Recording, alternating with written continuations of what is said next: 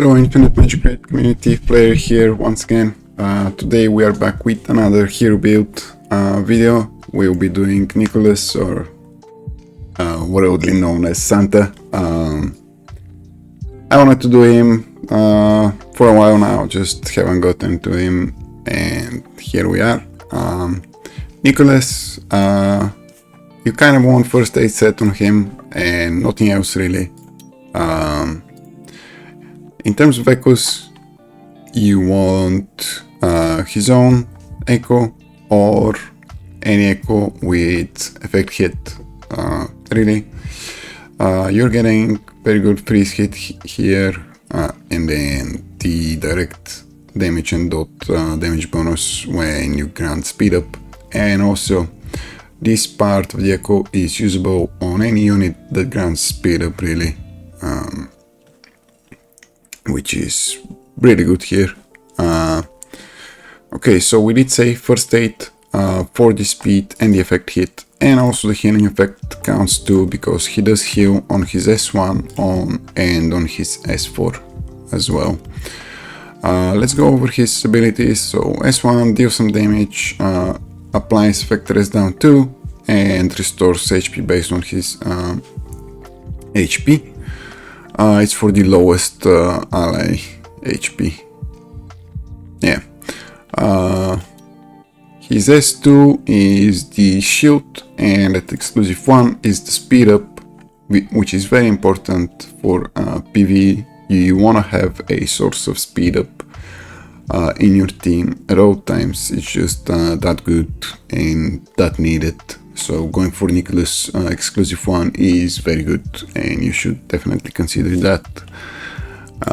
Okay, so his passive, very good, increasing attackers damage, defense heroes damage received reduced. I don't know the exact values. I think it's like 3-6. Okay, so 15% damage reduced for defenders. Attackers it's like 20% more, and then supports get effect rest by 25%, I think, which is actually very beneficial. You can do that with, you can combine Santa with like say Romai and maybe Beatrix. I don't know, some support units that have very good effect rest on their own, and then you add 25 more and you're essentially immune to crowd controls. Can be very good. Also in the early game, he works well with Ben Austin too, because Ben Austin is a support, and he also has that passive where he can just cleanse a control effect and also grant effect rest up to when he cleanses that control effect. If that was a higher percentage, Ben Austin would actually be a very good unit and still used in 5v5, but sadly he's not. A lot of the mythics have fallen off. Okay, continuing with Santa's passive, exclusive 3, very good. It's the thing referred to as the Santa apple, and you see an apple icon over your character's buffs. It's a unique buff. It looks like this, and it is literally named Christmas apple. Yeah.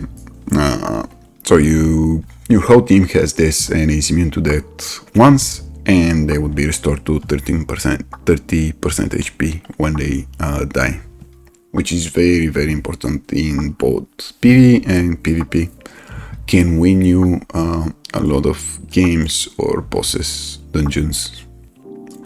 Okay, so his S4 is the most important bit of Nicholas. It's the AoE freeze and also the speed down, but where the freeze is more important, because if you reapply a freeze on them with Santa, for example, if they're already frozen and you apply the freeze, that freeze cannot be cleansed.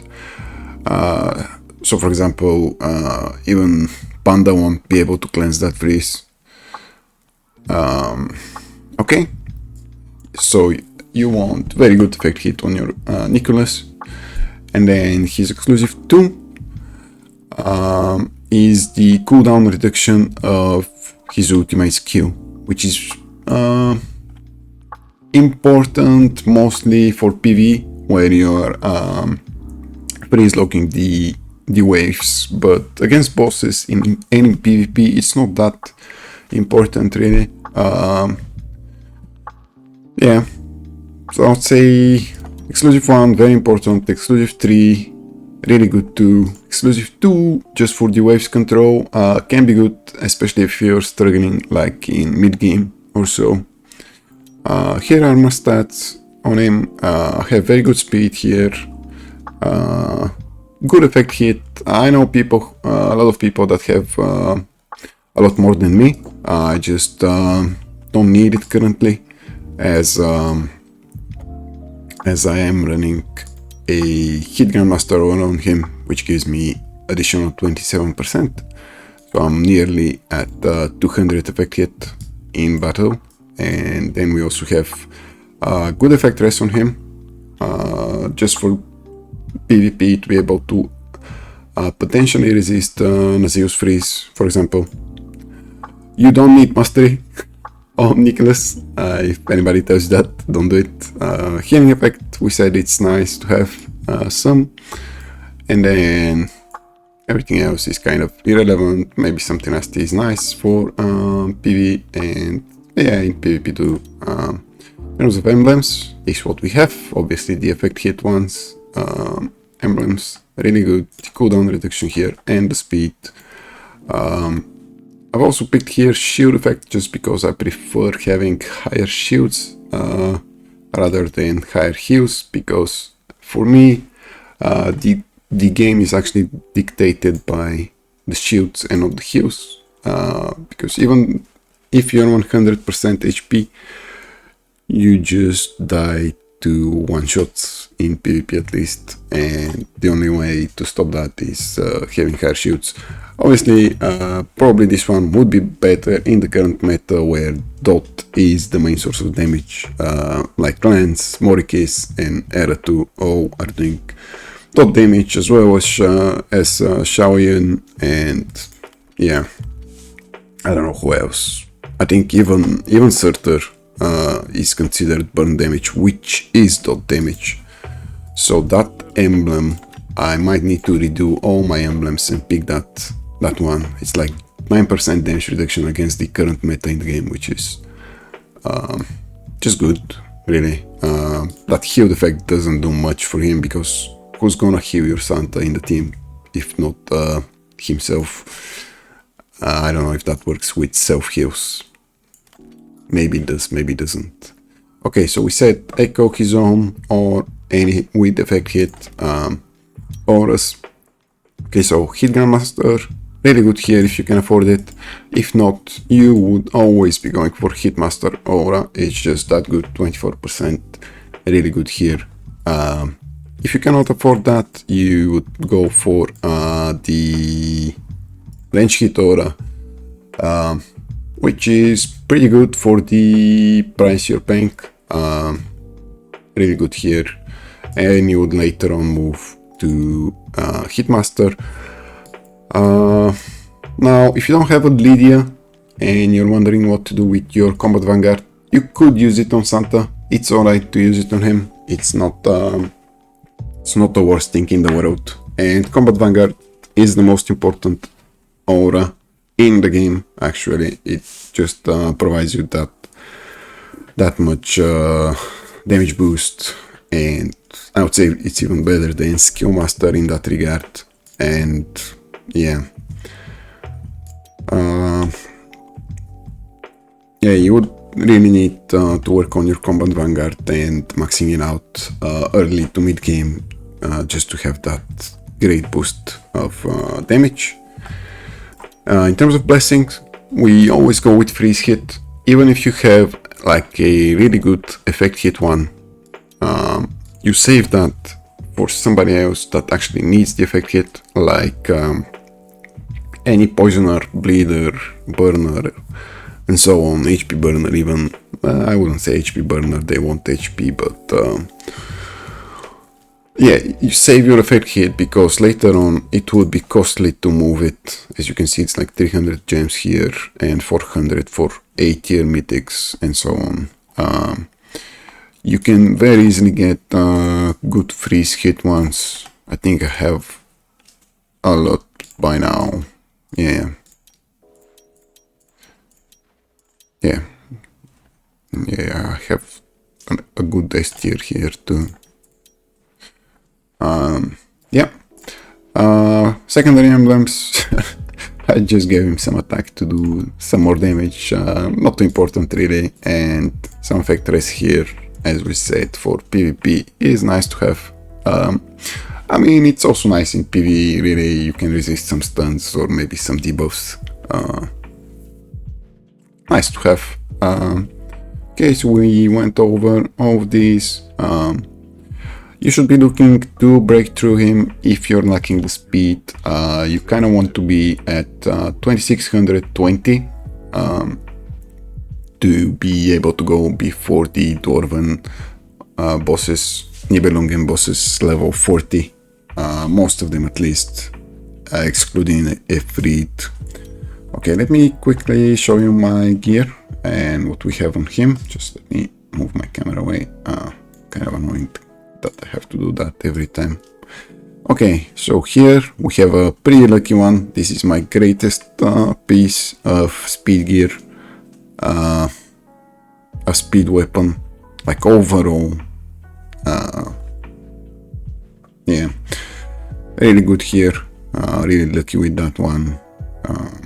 Okay, second one, not that great, not good at all actually. Unlucky, but what can you do with first aid? It's really hard. Have an 81 here that is a potential mythic piece. Sadly, the crit damage and attack rate are really wasted on a first aid. Yeah. I think I have an 87 here, yeah, on my PA, but yeah. Okay, let's keep going. Boots, you should be looking to be getting boots only from the Fair Play Arena rewards, because you can always mythic the boots, and even if they're not the greatest, you're still getting that speed boost, which is very important in these types of games. You just want to have the highest speed potential for your heroes. I'll show you. This is probably my first mythic boots, or around there, like first or second, and I have some really not that great ones. This is from Fair Play Arena, this is from Fair Play Arena. These two, you can see it's really not that great, but it is beneficial to get the speed. Now these ones are kind of good, and then I have really good ones on my Beatrix. Yeah. Okay, ring. Lucky one and unlucky at the same time, because that throw is really low. It's like, I believe, like 30, no, 28 average or whatever the value is. But whatever. And then we mythic this piece, was hoping to hit the speed, but my class artifacts all really suck in terms of speed. Like you can see here, we have 121 on PJ, 134 is my highest on Popper, and we have some like in the 90s or 100s. Not great ones really, kind of unlucky there. And this one is a pretty good one. You are looking for effect hit here as the main stat, and then speed as the substat, and nothing else really matters. And then here you are only looking for effect hit, and then effect rest, HP rate or HP are nice to have, but yeah, they are your secondary stats to look out for. Speed and effect hit are the most important ones. Santa he has kind of fallen off in comparison to the other limiteds, but can still be very good and is essential in PvE still. I would say the control he provides and the extra life in the PvE content is really great to have. Unfortunately, he does not see much play in the Planar Rifts or the Lulu content. Just nowhere really to put him there, and even in the Ultimate Trial, in the Pride boss, he is replaced by Dianmu just because Dianmu does kind of the same thing with her speed up, and then she provides a form of cleanse, which Nicholas sadly doesn't. You can see here other people are doing the same thing and not using Nicholas. Okay, maybe Bandera did, but yeah, probably just to be able to live against the boss. But I do believe that this is far better with LJ here, but my LJ is not that great to be able to do that amount of damage. Okay, anyways, continuing on, Santa, really good in PvP too. I'm currently using him with Nasil and Arona here, just to be able to start doing that permafreeze, is when you land his ultimate on already frozen targets. And we're using Rona here to allow us to go before the enemy popper, or at least right after the enemy popper. Because if you only use Nasil and Santa, if the enemy popper is the fastest on their team, they would cleanse themselves, they reduce our turn meter by 30%, and even if they're frozen, they might be able to cycle back up again and play before our units, because, well, let's be honest here, Henge is not really a fast unit, Imerkalo is just a damage dealer, so you need more support here to be able to go before the enemy cleave, obviously.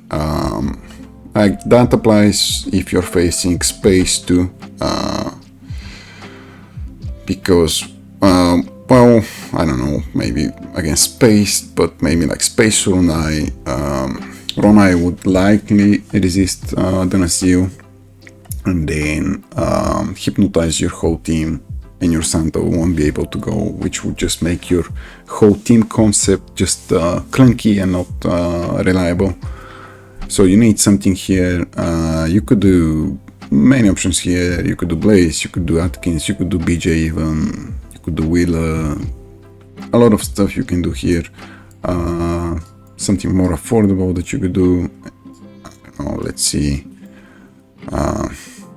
You could do Nilua to be able to cleanse yourself against a mirror matchup of Nasil and Santa.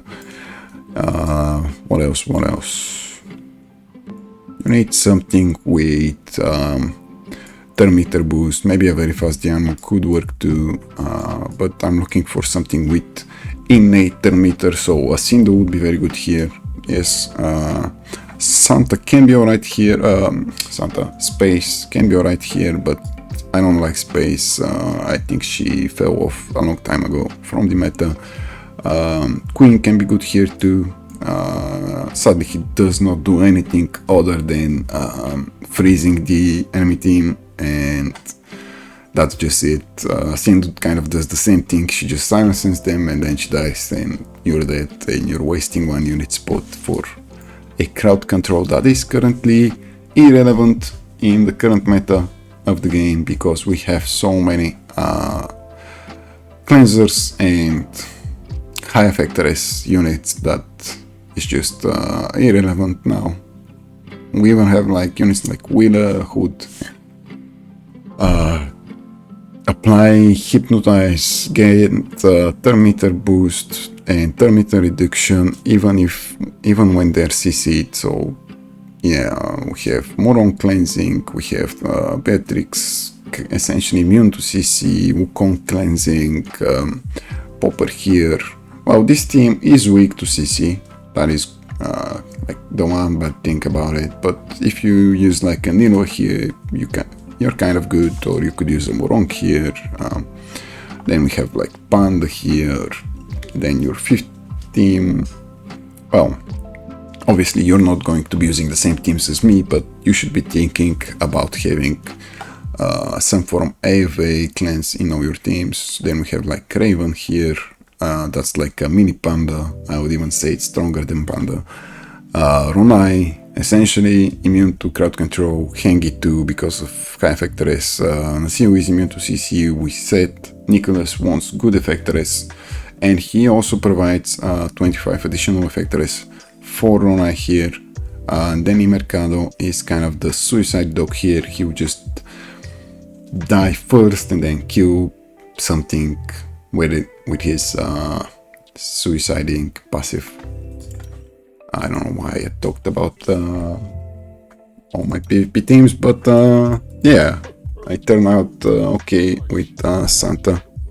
So if you are struggling against crowd control, you can do a team of him and 3 supports with good effector S, and then your 5th unit would be your carry DPS. So for example, you could do like Nicholas, Ronai, Space, maybe BA, and then let's say Nita, you have Nita, or maybe you could do a Sindhu instead of Space.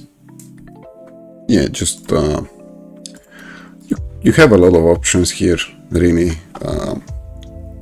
You could use 4 supports, like one of them being Nicholas, and then your 5th unit, anything really, like even a some tank with good damage potential could work. You just perma-freeze them, and if they don't have good cleansing or good effector S, you would eventually win the game. Okay, let's end it here, and hope you found this helpful, and see you in the next one. Thank you guys for watching, and bye bye.